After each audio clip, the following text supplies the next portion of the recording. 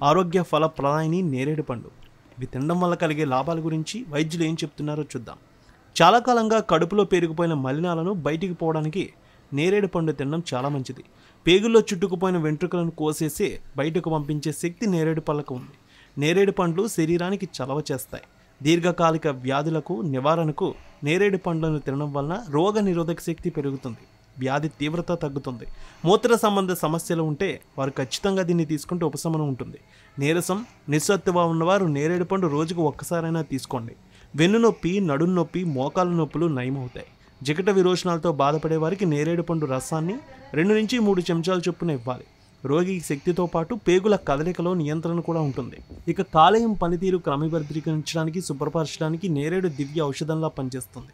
ఇక నేరేడు పండ్లో యాంటీ ఆక్సిడెంట్లు మెదడుకి, గుండెకి ఔషధంగా పనిచేస్తాయి. జ్వరంగా ఉన్న సమయంలో ధనియాల రసంలో నేరేడు రసం కలిపి తీసుకుంటే శరీర తాపంతో